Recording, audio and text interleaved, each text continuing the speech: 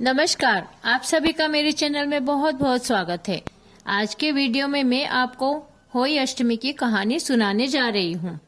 लगते कार्तिक की अष्टमी को होई माता की पूजा करते हैं। होई अष्टमी की कहानी। एक साहूकार था, उसके 7 बेटे, 7 बहू और 1 बेटी थी।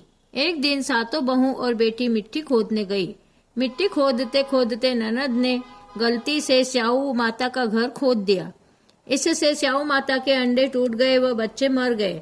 स्याऊ माता ने जब अपने घर व बच्चों की दुर्दशा देखी तो क्रोधित होकर ननद से बोली, तुमने मेरे बच्चों को कुचला है, मैं तेरी कूख बांध दूंगी। स्याऊ माता को क्रोधित देखकर ननद अपनी भाभियों से बोली, मेरी जगह तुम कोख बंधवा लो। 6 भाभियों ने तो मना कर दिया, पर छोटी भाभी ने सोचा अपन कोख नहीं बंधवाएंगे तो सासू जी नाराज हो जाएगी।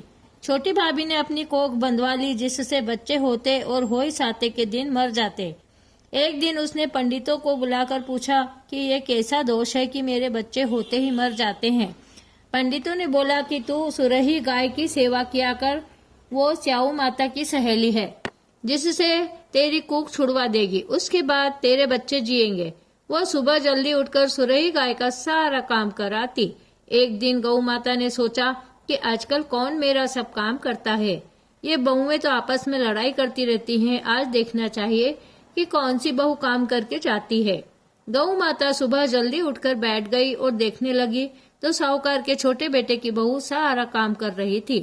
गौ माता ने बहू से पूछा कि तुझे क्या चाहिए जो तू मेरा इतना काम करती है।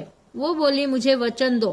गौ माता ने वचन दे दिया। बहू बोली कि स्याऊ माता के पास मेरी कूख बंधी हुई है, वो तुम्हारी सहेली है, तो मेरी कूख छुड़वा दो। जब गौ माता बहू को 7 समुंदर पार अपनी सहेली के पास ले जाने लगी, रास्ते में धूप थी तो दोनों एक पेड़ के नीचे बैठ गई। थोड़ी देर में वहां एक सांप आया। पेड़ के ऊपर गरुड़ पंखनी के बच्चे थे, जिनको सांप डसने लगा। साहूकार की बहू ने देख लिया और सांप को मारकर ढाल के नीचे रख दिया। गरुड़ पंखनी आकर साहूकार की बहू को चोंच मारने लगी। बहू बोली, मैंने तेरे बच्चों को नहीं मारा है, सांप ने मारा है, मैंने तो उससे उन्हें बचाया है। यह बात सुनकर गरुड़ पंखनी बोली, तूने मेरे बच्चों को बचाया, जो मांगना है मांग ले। बहू बोली, 7 समुंदर पार स्याऊ माता रहती है, मुझे उसके पास पहुंचा दो। गरुड़ पंखनी अपनी पीठ पर बिठाकर दोनों को स्याऊ माता के पास पहुंचा दिया। स्याऊ माता गौ माता को देखकर बोली, आओ बहन, बहुत दिनों में आई हो, मेरे सिर से जू निकाल दो।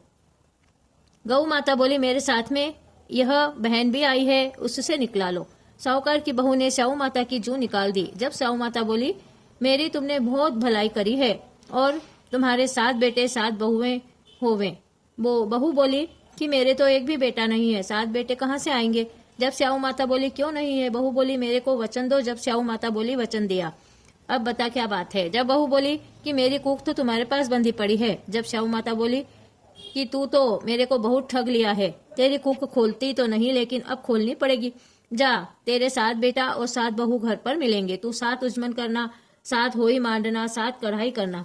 बहू ने घर जाकर देखा तो 7 बेटे और 7 बहू बैठी है। बहुत धन हो गया है। जब बहू ने 7 होई मांडी, कोई दीवार पर, कोई मटके पर, कोई कहा 7 उजमन किया, 7 कढ़ाई करी। सब देवर जेठानी बोली, जल्दी पूजा कर लो, नहीं तो सरदोई रोने लगेगी।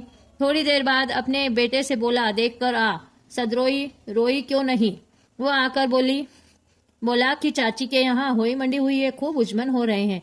जब देवर जेठानी दौड़ती दौड़ती आई और देखे तो बहू कूख छुड़ा लाई है। सब ने पूछा, कूख कैसे छुड़ाई। जब बहू बोली, तुम कोई ने कूख नहीं बंधाई, तो मैं छोटी थी सो बंधवा ली। स्याऊ माता ने दया करके मेरी कूख खोल दी है। स्याऊ माता जैसे साहूकार की छोटी बहू की कूख खुली, वैसे ही हमारी भी खोले, सब की खोलो। कहता ने सुनता ने, हुकारा भरता ने, थारा सारा परिवार ने नाम लेता ने।